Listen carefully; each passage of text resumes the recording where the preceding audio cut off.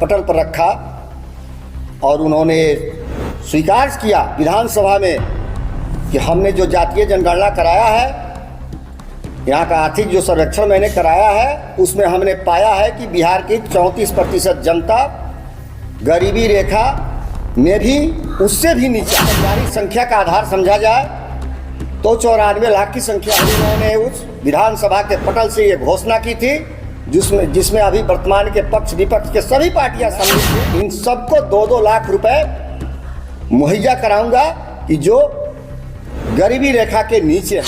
अनुसूचित जाति, अति पिछड़ा जाति या अन्य जाति के वैसे लोग हैं जिनके पास जमीन नहीं है कि वो अपना घर बनाने। घोषणा किया था कि मैं प्रत्येक परिवार को 3-3 डिसमिल जमीन दूंगा। आज किसी गरीबों को आज तक 3-3 डिसमिल जमीन नहीं दे सके। उस जमीन से कि विगत 20 सालों में मात्र 2 लाख परिवार को, चाहे अनुसूचित जाति हो, अति पिछड़े जाति के लोग हो, 2 लाख परिवार को उन्होंने 3-3 डिसमिल जमीन मुहैया कराया है। तो क्या ये 48 लाख परिवार के साथ धोखा नहीं? लाख परिवार की जो जमीन थी 50 लाख एकड़, वो जमीन कहाँ गई? अंचल उसको किसके नाम से दे दिया?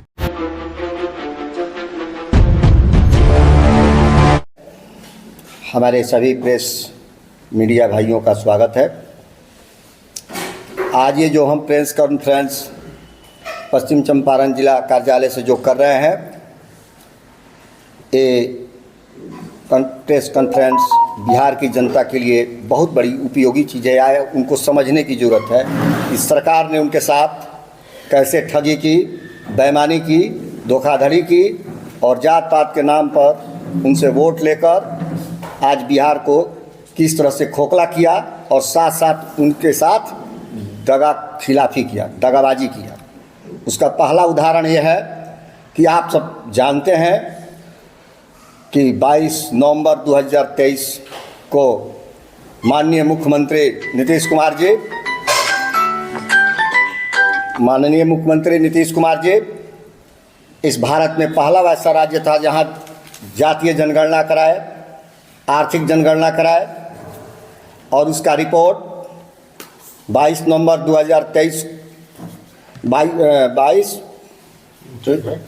नवंबर 2023 को उन्होंने विधानसभा के पटल पर रखा और उन्होंने स्वीकार किया विधानसभा में कि हमने जो जातीय जनगणना कराया है, यहाँ का आर्थिक जो सर्वेक्षण मैंने कराया है, उसमें हमने पाया है कि बिहार की 34% जनता गरीबी रेखा में भी उससे भी नीचा है।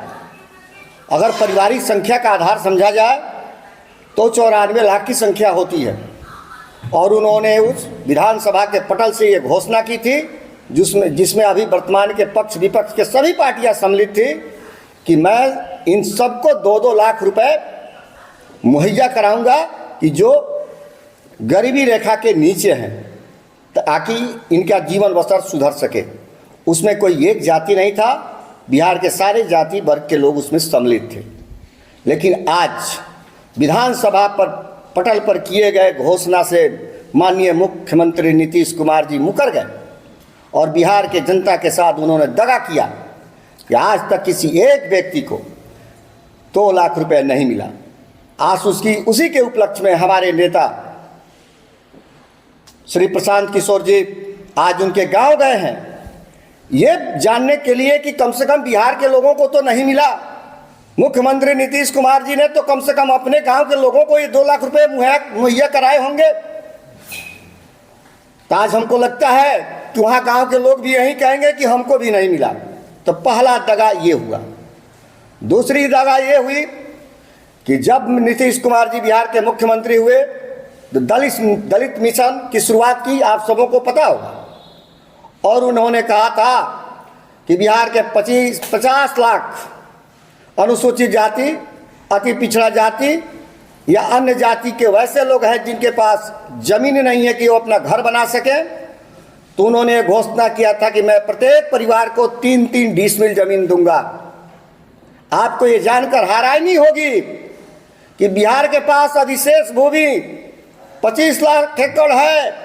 विनोबा भावे की मांगी गई जमीन किसानों से भिक्षा के रूप में जो लिए थे, वो बिहार सरकार के पास है, घर में जरुआ जमीन है। अगर सबको जोड़ दिया जाए तो कम से कम 50 लाख एकड़ जमीन बिहार सरकार के पास है, लेकिन वो किसी गरीबों को आज तक 3-3 डिसमिल जमीन नहीं दे सके।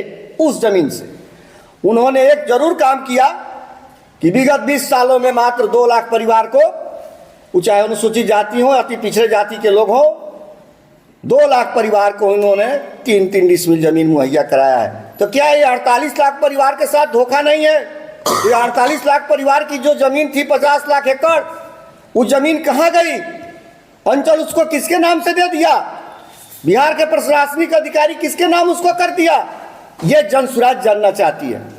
विगत 5 सालों में भूमि सर्वे को लेकर आप देख रहे हैं कि कैसा लूट मचा है। किसी भी अंचल में जाइए, कोई जमीन का कागजात, आपको पता होना चाहिए कि 1947 में देश की जब आज़ादी मिली थी तो जितने जमींदार थे या राजा थे, सबने अपने ज़मीन का रिटर्न दाखिल कर दिया था सरकार को, और सरकार के पास सारे ज़मीन का कागजात था। लेकिन आज वो कागजात किस रूप में अंचल में है कि नहीं है, इसका पहला उदाहरण ये है कि किसी का ज़मीन जमाबंदी, किसी का पहले किसी और का जमीन का लूट मचा है पूरे बिहार में। और इसी लूट की स्थिति में इन्होंने सर्वे कार्य, ध्यान भटकाने के लिए सर्वे का कार्य प्रारंभ किया। यह सर्वे वैसा सर्वे है कि गृह युद्ध में एक राज्य जातीय युद्ध होता है, धार्मिक युद्ध होता है, ये घर वाला युद्ध होने जा रहा है। अब लोग अपना कागज सही कराने के लिए जब अंचल में जाता है तो पता चलता है कि मेरा कागज सही है नहीं है, ये तो मेरा जमीन जरूर है, जमाबंदी किसी और का हो गया, इसका मालिकाना हक किसी और को मिल गया, या कागज अनुपलब्ध है। तो अंचल से लेकर और रेवेन्यू डिपार्टमेंट के बड़े अफसर तक इस लूट में सम्मिलित हैं। पहले तो बिहार में जंगल राज था, बंदूक के बल से लोगों से पैसा वसूला जाता था। आज कलम के नोट पर पैसा की वसूली की जा रही है। और इसके सबसे बड़ा उदाहरण मैं आपको देना चाहता हूं। जनसुराज मांग करती है कि किसी एक अंचल का बिहार सरकार जांच करा ले। अगर सबसे बड़ा घोटाला के रूप में रेवेन्यू डिपार्टमेंट, बिहार में सबसे बड़ा रेवेन्यू डिपार्टमेंट घोटाला के रूप में उभरेगा, और ये राज्य का नहीं पूरे देश का सबसे बड़ा घोटाला के रूप में इसको जाना जाएगा। तो भाई मेरे, इसी सब को लेकर आज से जनसुराज बिहार बदलाव यात्रा आदरणीय नेता हमारे प्रशांत किशोर जी के नेतृत्व में करने जा रही है। शुभारंभ नीतीश जी के पैतृक गांव से हो रहा है, ताकि वहां हमारे नेता समझना चाह रहे हैं कि बिहार में जहां इतनी लूट मची है, जमीन लूट मची है, सर्वे में लूट मची है, किसानों के साथ लूट मची है, मजदूरों के साथ लूट मची है, बेरोजगारों का पेपर लीक किया जा रहा है, तो कम से कम इतना भ्रष्टाचार के बीच नीतीश जी तो अपने गांव को ठीक ठाक किए होंगे। वहां नेता आज हमारा समझेंगे और वहां से वो अपना बिहार बदलाव कार्यक्रम का शुभारंभ करेंगे। मेरा नाम हुआ सचिंद्र कुमार पांडे, मैं संगठन महासचिव। भाई आप लोग भी उसमें सम्मिलित हैं कि भारत में, बिहार में कोई वैसा स्टेट नहीं है कि बेरोजगार भाई हमारे जो पढ़ाई पढ़ते हैं, उसके माँ बाप जो ज़मीन बेचकर अपने बच्चे को दिल्ली पटना भेजकर कंपटीशन फेस कराते थे, और जब नौकरी में वो अप्लाई करते थे तो पेपर लीक हो जाता था, नौकरियां बिक जाती थी, और वो पढ़े हुए उसके हकदार लोग घर आते थे, गैर हकदार लोग पैसा के बल पर नौकरी पाते थे। तो हमारे नेता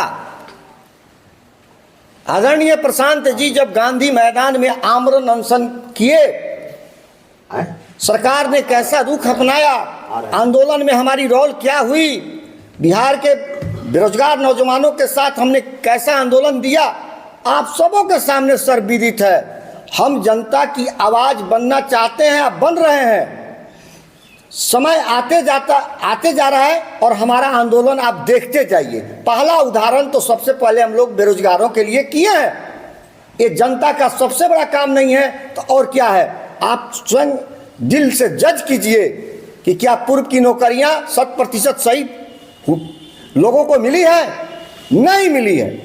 लेकिन जब हमारे नेता ने जांच किया तो इस आखंड में, भ्रष्टाचार के आखंड में डूबे लोगों ने आंदोलन कुचलने का प्रयास, उस समय हम भी थे गांधी मैदान में जब अरेस्टिंग हुई, कुचलने का कैसा कुचक्र क्या क्या किया, इस पर हमको अब आगे आप लोगों को क्या बताने, सच्चाई से आप लोग स्वयं अवगत हैं।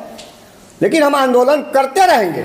ये नहीं है चिंता कि हम सत्ता में आवे, आज आवे सत्ता में या 10 साल बाद आवे, लेकिन जन सुराज, जनता का सुंदर राज 10 साल में आवे या 5 साल में आवे, जन सुराज अपना आंदोलन जारी रखेगा।